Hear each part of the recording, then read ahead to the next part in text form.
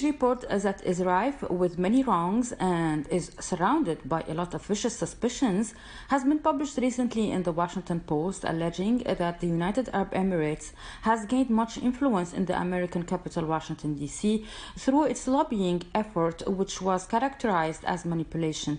That report was described as a secret intelligence document that was prepared recently.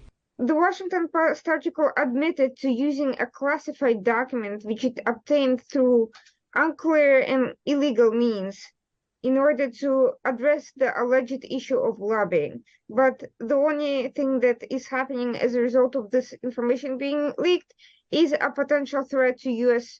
Relations with a key Middle Eastern ally, an ally that led the way to Abraham Accords that U.S. is counting on in terms of opposing Iranian aggression in the Middle East, and that remains a key for international trade and other important developments, a key ally on issues such as climate change and energy policy, and one of the leading countries for diplomatic engagement in the Middle East today.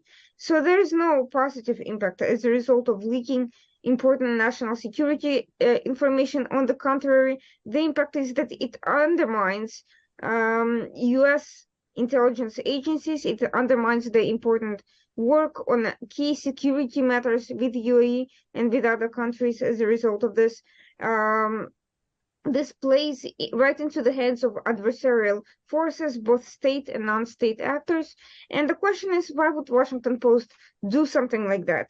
So to understand why this information is being shared in such a manner and at this time, we need to look at several things that are going on today. The first, of course, is the key midterm elections that just happened in the United States. It is still not clear whether or not the Republicans will be taking control of the House, but if they do, it will certainly have a significant impact on funding of key programs such as defense. And this has been an issue of a significant difference between Democrats and Republicans, defense relations with Middle Eastern allies, including UAE, sale of key weapons. There's been some lobbying against the funding of these programs, but they remain important for U.S. defense relations and security interests in the Middle East. Typically, the disclosure of intelligence reports endangers the foreign policy of the United States or any nation. The Emirates conducts diplomacy in the capital of the United States methodically and openly. What the Emirates has gained in terms of its influence in America or any country in the world is the result of its effort and not as a reward from any other foreign government or institution. The Emirates is treated and dealt with in Washington, D.C. similar to the other countries with political representation in the U.S. Capitol. Nothing has been done by the Emirates that violate American laws. The Emirates abides by all the rules sanctioned and applied in America. The second issue, besides the midterms, is the recent case of Tom Barrack, a former President Trump ally who was accused and charged with illegal lobbying on behalf of UAE, and he was acquitted. He walked away. There was no evidence that he, in fact, was engaged in illegal activity.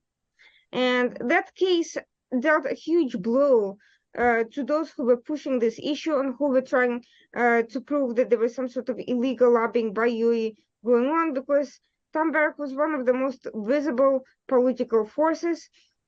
In recent years, he stood accused of these crimes, and the evidence that was presented and that affected significant issues concerning lobbying were presented publicly. They were not classified. There was nothing secret. The U.S. jury was able to see and hear everything. It was transparent. So I strongly suspect that the leaking of this classified document, or at least the summary of it, is in response to this case that showed that even high-level people were not engaging in anything illegal. You can argue about the effectiveness of the methods, but that doesn't make it illegal or even unethical necessarily. The quote-unquote intelligence report ignored the strong cooperation between the United States and the Emirates. The two nations recently signed a $100 billion agreement on the production and utilization of clean energy alternatives that promise the phasing out carbon emissions to save the world's environment. In addition, the Emirates is the third biggest importer of American weapons. The UAE has bought advanced American weapon systems such as the $23 billion sale of F-35s, the MQ-9 drones, and other munitions to the Gulf state.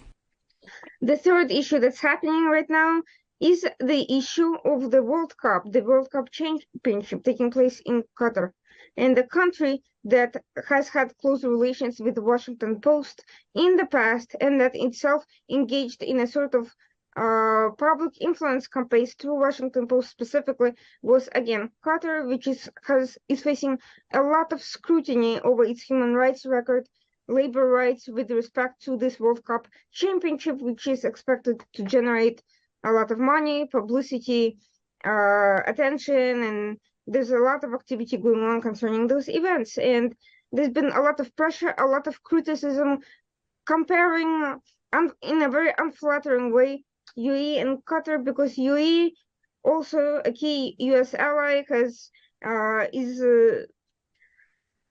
is largely praised for its recent reforms on a variety of issues, including labor rights, and it's leading the way in a lot of counterterrorism activity, whereas Qatar has been accused both of human rights violations and of funding terrorist organizations, including IRGC, and it's under investigation in the US currently by the Biden administration. So we are seeing several actors who are benefiting from accusations against UAE and from violating US national security interests, from the leaks of classified information, from undermining the faith in US institutions such as intelligence agencies, and quite frankly engaging in far more serious violations than illegal lobbying, even if that were the case. We are seeing that unfortunately there are various actors with financial interests, with political interests, who are not beyond leaking national security concerns. But the most important point here is that we don't know whether any of that is even true, whether that document really exists, whether the summary of it that we have seen from Washington Post is in any way accurate, and even if that document exists, whether it in any way reflects the reality of what is going on, or whether it's one account, one personal perception, or even a complete fabrication by somebody with a personal agenda that is being leaked for political reasons. Unfortunately, that is the way to create significant security problems for the US, and I sincerely hope that there is an investigation into this incident. Any activity done by the Emirates inside America is in the form of a contract. The contractual relationship is respected by the Emirates and is subject to any litigation effort if any party to that contract contravenes it. Hey, Maria Malouf here. Please click to like and subscribe to Maria Malouf TV YouTube page and catch our hottest interviews and most compelling analysis. You will not get it anywhere else.